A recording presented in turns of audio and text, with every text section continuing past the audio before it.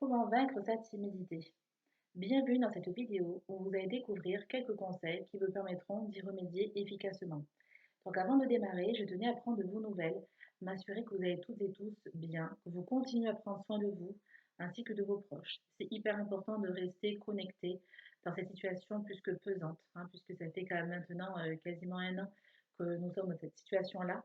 Mais pour autant, il faut continuer à rester unis, dans le respect bien sûr des gestes barrières, mais pour autant rester connectés le plus possible les uns aux autres.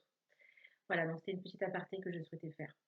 Donc pour revenir au sujet de la vidéo, donc à savoir comment vaincre sa timidité, pourquoi j'ai décidé d'aborder avec vous cette thématique-là plutôt qu'une autre. Tout simplement parce que j'estime que tout le monde est impacté à un moment donné à justement ce sentiment de gêne profond. C'est pour ça que je voulais dédier cette vidéo-là. La timidité peut être un véritable frein, donc chez les plus fragiles d'entre nous, frein dans le sens où ils vont se priver de belles opportunités et ce à tout point de vue, que ce soit professionnel, que ce soit personnel. Et je trouve ça dommage justement de ne pas pouvoir saisir des opportunités uniquement parce qu'on se met de propres barrages. Voilà.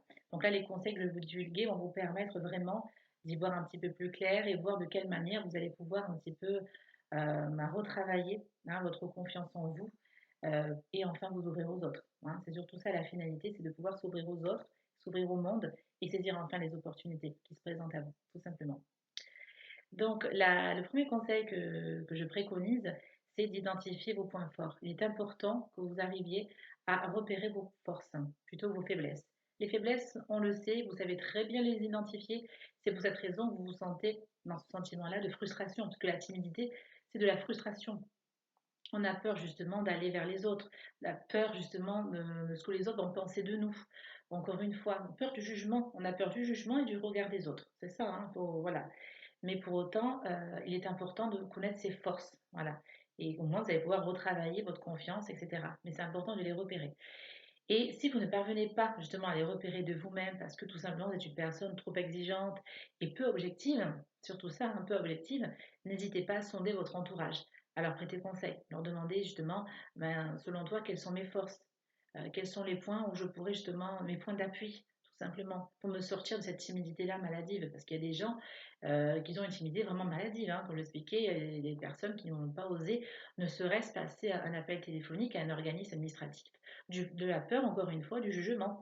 Est-ce que je vais savoir m'exprimer correctement? Est-ce que je vais parvenir à me faire comprendre? Voilà, donc c'est pour cette raison que je parle de timidité maladie, parce qu'il y a des personnes là qui sont vraiment dans cette situation-là. Donc ça, c'est important de travailler là-dessus. Donc sondez votre entourage pour vous permettre de repérer vos forces et de pouvoir les travailler. Voilà, donc ça c'est mon premier conseil. Mon second conseil, bien évidemment, est fortement lié au premier, puisqu'il s'agit de travailler votre confiance en vous. Et effectivement, pour pouvoir travailler votre confiance en vous, il va falloir justement tout miser sur vos points forts, d'où le repérage de vos forces. Donc pouvoir travailler sa confiance en soi, pourquoi c'est important à travailler? Tout simplement pour vous permettre de vous accepter tel que vous êtes, comme vous êtes, et enfin vous aimer. Parce que comment voulez-vous que les autres vous apprécient, vous aiment tel que vous êtes, si vous-même vous n'êtes pas en mesure de vous accepter et de vous aimer? Donc ça, il faut penser aussi. Parce que très souvent, les personnes timides veulent être aimées en fait des autres, mais pour autant, elles ne parviennent pas à s'aimer elles-mêmes. Donc il est important que vous parvenez justement, de par vos forces, euh, vous appréciez tel que vous êtes. Forcément que vous avez des faiblesses, tout le monde a des faiblesses, mais cessez d'être focalisé dessus.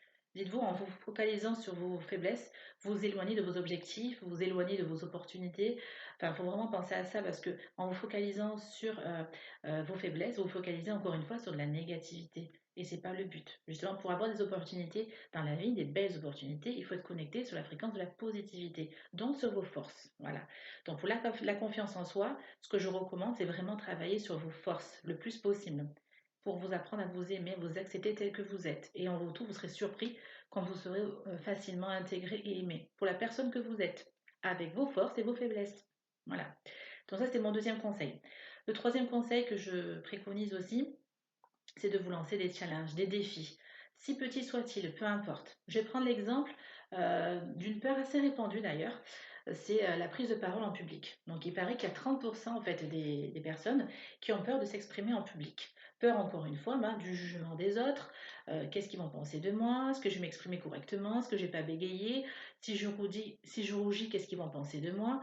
Enfin voilà, donc il faut savoir qu'on n'est pas obligé d'être conférencier ou être politicien pour devoir s'exprimer en public. Dans le cadre de notre travail, on peut être amené à être consulté pour émettre un avis sur un plan d'action proposé par exemple par l'entreprise. Donc il va falloir travailler ça. Donc pourquoi pas, si vous n'êtes pas à l'aise avec la prise de parole en public, vous lancez le défi suivant. La prochaine réunion, c'est la semaine prochaine. Ben pourquoi pas, je vais prendre la parole une minute, vraiment une minute. Peu importe la qualité hein, de la prise de parole. Peut-être que vous allez rougir, forcément, hein, parce que c'est la première fois que vous allez vous lancer ce défi-là. Peut-être vous allez rougir, avoir les palpitations, les sueurs, bafouiller, peu importe, hein. Mais l'essentiel, c'est que vous aurez osé. Vous aurez osé de sortir de votre zone de confort. Voilà. Donc, et en plus de ça, quand vous allez sortir de la réunion, vous serez quand même fier de vous. Même si la qualité n'était pas là, vous serez quand même fier de vous d'avoir osé. Osé participer, osé de sortir de votre zone de confort. La fois prochaine, vous allez vous lancer le défi suivant. Ben là, je vais parler 2 minutes. Peu importe le sujet, je vais m'exprimer 2 minutes. Et peu importe la qualité aussi, je vais pouvoir le faire. J'ai réussi à le faire la fois dernière, je saurai le faire de nouveau cette fois-ci. Et cette fois-ci plus longtemps.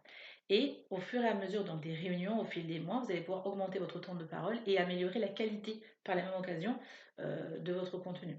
Donc voilà, donc ça c'est important de vous lancer des défis. Peu importe justement la situation à laquelle vous ne vous sentez pas à l'aise, il faut l'affronter. C'est en affrontant qu'on arrive justement à sortir de cette zone de confort, à faire des progrès et à canaliser cette timidité en fait, tout simplement. Voilà, donc ça c'est important de faire un travail là-dessus.